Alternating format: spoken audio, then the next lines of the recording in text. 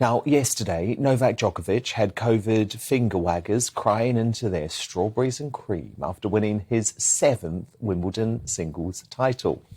The tennis ace defeated Aussie bad boy Nick Kyrgios to notch up his 21st Grand Slam win, pushing him into second place on the all-time men's rankings.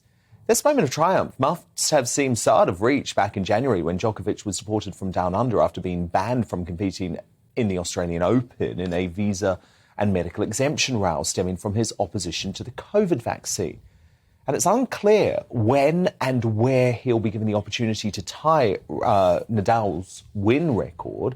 After his Wimbledon victory, Djokovic confirmed he is still unvaccinated and revealed his intention to skip the US Open in August over their current entry requirements. Well, I'm not vaccinated and I'm not planning to get vaccinated, so the only good news I can have is them removing the mandated green vaccine card or whatever you call it to enter United States, or exemption. Everything that has followed Australia after, particularly on the tournaments, has been a huge challenge and obstacle for me to overcome emotionally. That has caused turbulence inside of me, and then I just needed time to weather the storm. Djokovic, who has always claimed to take COVID seriously despite his wariness as an elite athlete about what goes into his body, has been hailed as a champion of bodily autonomy. But not in the eyes of my panellist Benjamin Butterworth, who tweeted after his victory, Djokovic doesn't deserve a penny in prize money from Wimbledon. If we had all made the selfish decision to refuse the COVID vaccine as he did, there would be no tennis tournaments. He showed his fellow competitors and tennis fans no respect at all.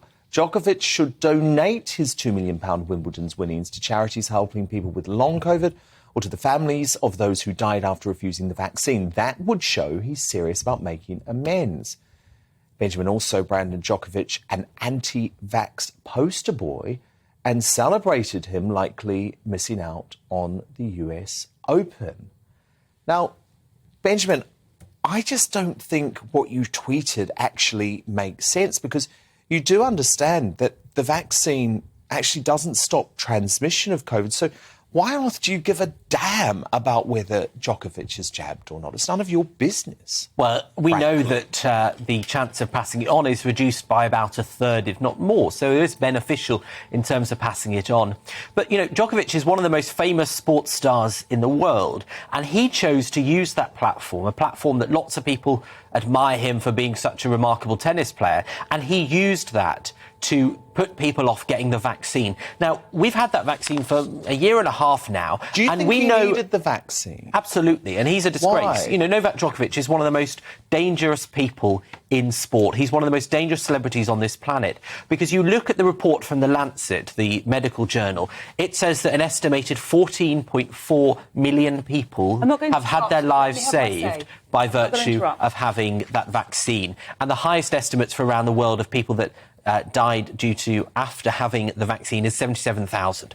So it's clear that what Novak Djokovic did was putting people at risk, and that's why he's a disgrace. Mark Stein is hosting a special later on in the week here on GBNews with the vaccine injured, and also with folk who lost husbands to the vaccine, who lost dads to the COVID vaccine. I met these people, Benjamin. I saw them show me their physical ailments. One man who can no longer move his fingers as a result of the COVID vaccine. Now, he's received £120,000 in compensation. That would end Novak Djokovic's campaign. He was under absolutely no risk of dying or being seriously injured from COVID. So I think he made the right decision for him. Well, first of all, you can't know he was at no risk. What we do know is that about 10% of people have a natural vulnerability to it due to how they're built that they wouldn't be aware of. There are so many stories of people who thought they wouldn't need the vaccine who subsequently died. Tonia, and there's only 27... I don't want to interrupt, but I cannot listen to this complete and utter factual rubbish. You are wrong on every count. So you know better than the Lancet. You are not going to interrupt me because I didn't interrupt you. I sat. You nearly did. I You did. nearly did. Look, I've bitten into my finger, so I don't interrupt because you are going to listen to what I'm going to tell you. Benjamin, you are suffering psychologically from something called COVID anxiety syndrome. You no longer can understand Buxton over or there. make sense of what is the reality. The reality is this. I think we know which one of us looks unhinged. OK, let's take a poll. Why don't you do a poll right now on GBNews and see which of the two of us looks unhinged? But anyway, from there, the vaccine may have made a difference to the first virus that came out. Unfortunately now, we're continuing this rollout. There is absolutely no analytical proof that this vaccine does anything to the Omicron variant. What we do know is that it is doing great vaccine damage harms to young, healthy people.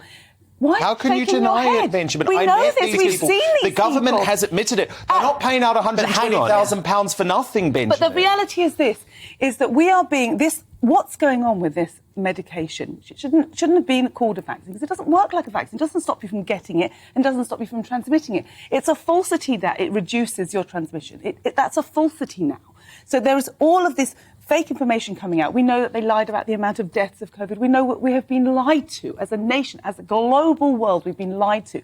All it does by Djokovic not taking the vaccine is undermining Big Pharma and Big Pharma bucks. It does nothing to anybody. It's not putting anyone in danger. He definitely did not need this vaccine. He'd already had the virus. And if you've already had the virus, you are 3 times more likely to suffer from vaccine harm, vaccine damage, than if you haven't had the virus. Christine, you're going to have to decide the winner here. Who are you backing, Benjamin or Tonia? I'm backing Djokovic because when he took his great stand for the Australian Open, I thought, good on you, mate. I have happily had my vaccinations, so I don't take the anti-vax stance, but I absolutely 100%... It's not anti-vax, Christine. It's just... I'm not anti-vax. I said I'm... No, but I'm saying it's not an anti-vax stance. All right, I don't... OK, I don't want to get into another... All I'm saying is I have had the vaccines. I don't have a problem with having them, but I support anybody who doesn't want to have them. So, therefore, I supported Djokovic. It was his decision. It's his body. He's a supreme athlete, and I thought it was and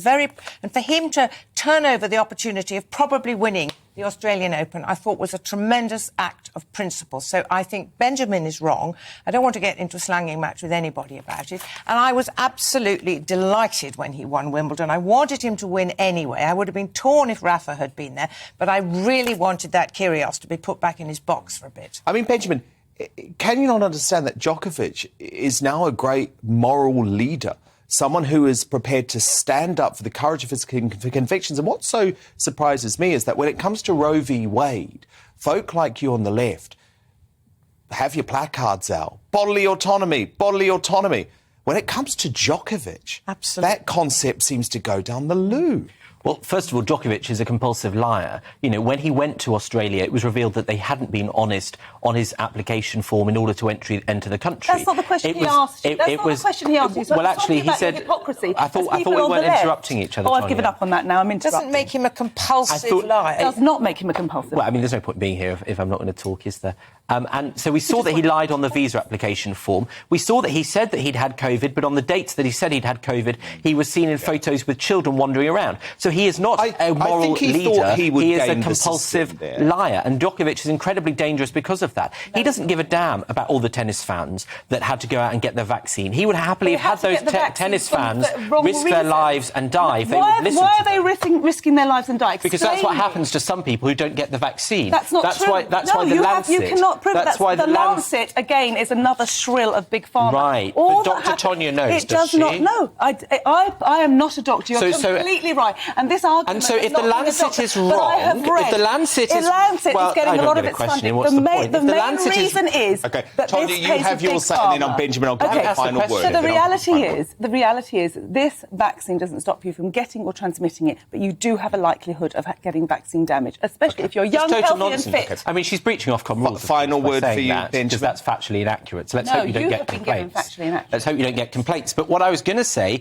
was that if the Lancet is wrong, and that's the most respected medical journal there is by the overwhelming majority of the medical profession, then tell me, what is the source for the claim you just made? The source of the claim that I have just made is the BMA and the medical royal colleges that supported the fact that the vaccine should only be given to people that are And when the Lancet says, overweight or unhealthy. And when the Lancet says that 14.4 million lives have been saved in the 12 months since the rollout began, what do you say to those people? Would you have happily had them die for the sake of your conspiracy theories that get you a couple of cheap retweets? It's not well, I'm not in here for retweets. I'm in here for the children, actually, more than anything else. But that is a fact that they couldn't even come up with now because they don't even have the right data to be able to But anyway, come out Benjamin, with the question I asked you was about Michael bodily Jackson in the autonomy. corner's here to save the kids. But the truth is, it's just lies and conspiracy theories that put people's health but the at question risk. I asked you about bodily autonomy, and it's clear to me that you believe that the women of America should have bodily autonomy, but you don't believe Novak Djokovic should have. No, because there's a massive consequence on the rest of society from failing to get the COVID vaccine.